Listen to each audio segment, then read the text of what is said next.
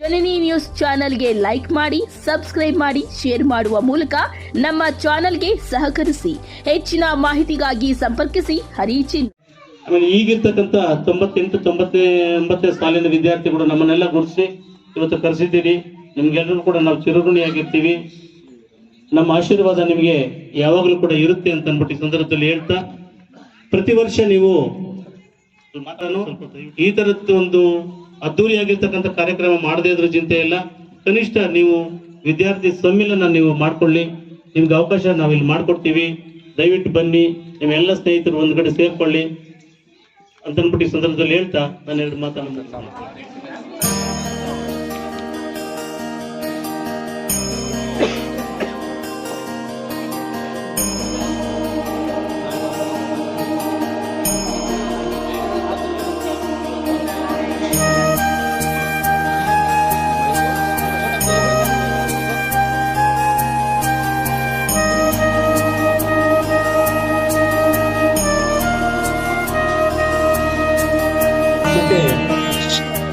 ಮಾಧ್ಯಮದವರು, ಸಾಮಾಜಿಕ ಮಾಧ್ಯಮದವರು, ಪತ್ರಿಕೋದ್ಯಮಿಗಳು ಊಟವನ್ನು ಮುಗಿಸಿ ಕೇಳ್ಕೊಳ್ತಾ ಇದ್ದೀವಿ. ದಯವಿಟ್ಟು ಊಟಕ್ಕೆ ಬನ್ನಿ.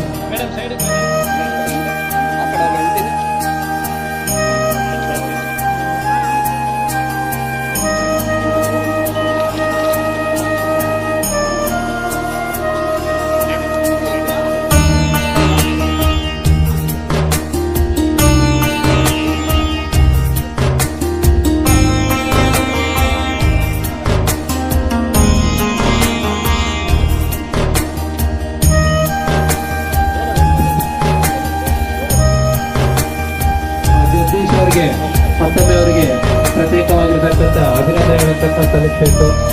ತುಂಬಾ ಶ್ರಮ ಅಂತಕ್ಕಂಥದ್ದು ವಹಿಸಿಕೊಂಡು ಈ ಕಾರ್ಯಕ್ರಮ ಅಂತಕ್ಕಂಥದ್ದು ಯಶಸ್ವಿಯಾಗಲಿಕ್ಕೆ ಯಾರೆಲ್ಲ ಪ್ರತ್ಯಕ್ಷವಾಗಿ ಪರೋಕ್ಷವಾಗಿ ಕಾರಣೀಭೂತರಾಗಿದ್ದೀರ ಎಲ್ಲ ಸ್ನೇಹಿತರಿಗೂ, ಶಿಕ್ಷಕರ ಪರವಾಗಿ, ವೇದಿಕೆ ಪರವಾಗಿ, ನನ್ನ ಪರವಾಗಿ ಅವರಿಗೆ ತುಂಬ ಹೃದಯದ ಧನ್ಯವಾದಗಳನ್ನು ತರಿಸ್ತಾ ಇದ್ದೀವಿ. ಮತ್ತು ಎಲ್ಲ ವಿದ್ಯಾರ್ಥಿಗಳ ಕುಟುಂಬ ವರ್ಗದವರಿಗೆ ಮುಖ್ಯವಾಗಿ ನಮ್ಮ ಸತ್ಯನಾರಾಯಣ ಸರ್, ಯಾಕಂತಂದ್ರೆ ಮಕ್ಕಳಿಗೆ ನೆರಳನ್ನೋದು ಬಹಳ ಮುಖ್ಯ. ಆ ನೆರಳು ಎಷ್ಟಿದೆ ಏನಂತ ನಮ್ಗೆ ಇದುವರೆಗೂ ಗೊತ್ತಿಲ್ಲ. ಅಂಥದ್ರಲ್ಲಿ ಈ ಶಾಲೆಯನ್ನು ಈಗ ನಿವೃತ್ತಿ ಆಗಿರ್ಬೋದು, ಆದ್ರೂ GS ಮಾಸ್ಟರು ತುಂಬಾ ಈ ಶಾಲೆಯ ಎಲ್ಲಾ ಟೀಚರ್ಸು, ಪ್ರಿನ್ಸಿಪಲ್ಲು ಎಲ್ಲರೂ ಈ ಕಾಂಪೌಂಡ್ಗೆ GS ಮಾಸ್ಟರ್ ಆಪೋಸಿಟ್ ಆಗಿ ಕೆಲಸ ಮಾಡಿದ್ರು. ಆದ್ರೂ ಒಬ್ಬಂಟಿಯಾಗಿ GS ಮಾಸ್ಟರು ಈ ಜಮೀನನ್ನ ಗೆಲ್ಲಕ್ಕೆ ಬಹಳ ಬಹಳ ಕಷ್ಟದಿಂದ ನಾವಿರ್ತೀವಿ, ಇವತ್ತಿರ್ತೀವಿ, ನಾಳೆ ಹೋಗ್ತೀವಿ. ನಮ್ಮ ಮಕ್ಕಳು ಯಾರೇ ಬಂದ್ರು ನಮ್ಮ ಮಕ್ಕಳು ಅಂತ ಮನೋಭಾವ ಇಟ್ಕೊಂಡು ಪಕ್ಕದಲ್ಲಿ ಇರ್ತಕ್ಕಂಥ ಜಮೀನನ್ನು ಈ ಶಾಲೆಗೆ ಇವತ್ತು ಗಿಫ್ಟ್ ಆಗಿ ಕೊಟ್ಟಿದ್ದಾರೆ ಅಂದ್ರೆ ಅದು ನಮ್ಮ GS ಮಾಸ್ಟರ್ ತನಿಸ್ಬೇಕು. ಎಲ್ಲರೂ ಚಪ್ಪಾಳೆ ತಟ್ಟಿ. ನಾವಿರ್ಬೋದು, ನಾಳೆ ಹೋಗ್ಬೋದು, ಆದ್ರೆ ಈ ಜಮೀನು ಎಲ್ಲೂ ಹೋಗಲ್ಲ. ಸುಮಾರು ಜನ ಅವ್ರ ಜೊತೆಯಲ್ಲಿರ್ತಕ್ಕಂಥ ಟೀಚರ್ಸೇ ಮೇಷ್ಟ್ರು ಗೊತ್ತಿಲ್ದಿರ ಹಿಂದೆ ಅವ್ರಿಗೆ ಸಪೋರ್ಟ್ ಮಾಡಿದ್ರು. ಸುಮಾರು 40 ವರ್ಷಗಳ ಹಿಂದೆ ಈ ಶಾಲೆ ಬಂಗಾರಪೇಟೆ ತಾಲೂಕಿನ ಭುವನಹಳ್ಳಿಗೆ ಮಂಜೂರಾಗಿತ್ತು. ಆ ಕಾಲದಲ್ಲಿ ಭುವನಹಳ್ಳಿನಲ್ಲಿ ಒಬ್ಬ MLA ಇದ್ರು, ವೆಂಕಟೇಶಪ್ಪ ಅಂತ. ಅವರು ಈ ಶಾಲೆಯನ್ನ ಅಲ್ಲಿಗೆ ಸ್ಯಾಂಕ್ಷನ್ ಮಾಡಿಸ್ಕೊಂಡ್ಬಿಟ್ಟಿದ್ರು. ಆಮೇಲೆ ಈ ಊರಿನ ಹಿರಿಯರೆಲ್ಲರೂ ಸೇರ್ಕೊಂಡು ಹೋರಾಟಗಳನ್ನ ಮಾಡಿ ಇದೇ ಸುಂದರಪಾಳ್ಯಕ್ಕೆ ಸರ್ಕಾರಿ ಪ್ರೌಢಶಾಲೆಯನ್ನ ಮೊಟ್ಟ ಮೊದಲ ಬಾರಿಗೆ ತಗೊಂಡು ಬಂದ್ರು. ಅದೇ ಟೈಮಲ್ಲಿ ಈ ಒಂದು ಗ್ರಾಮಕ್ಕೆ ಸ್ಟೇಟ್ ಬ್ಯಾಂಕ್ ಆಫ್ ಇಂಡಿಯಾ ಕೂಡ ಮಂಜೂರಾಗಿತ್ತು.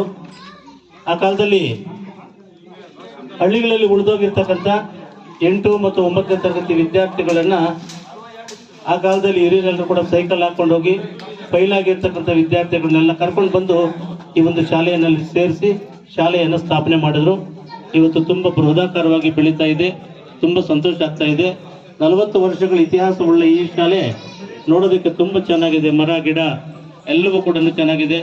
ಅತ್ಯುತ್ತಮ ವಿದ್ಯಾರ್ಥಿಗಳ ವೃಂದ ಇವತ್ತು ಈ ಶಾಲೆಯಲ್ಲಿ ಹೊರಹೋಗಿದೆ. ಇವತ್ತಿನ ದಿವಸ ಒಬ್ಬ ಇಂಜಿನಿಯರ್, ಮಹದೇವಪುರದ ಇಂಜಿನಿಯರ್ ಇವತ್ತು 3 ಜಿಲ್ಲೆಗಳಿಗೆ ಒಬ್ಬ ಶ್ರೇಷ್ಠ ಇಂಜಿನಿಯರ್ ಆಗಿ ಕೆಲಸ ಮಾಡ್ತಾ ಇದ್ದಾರೆ.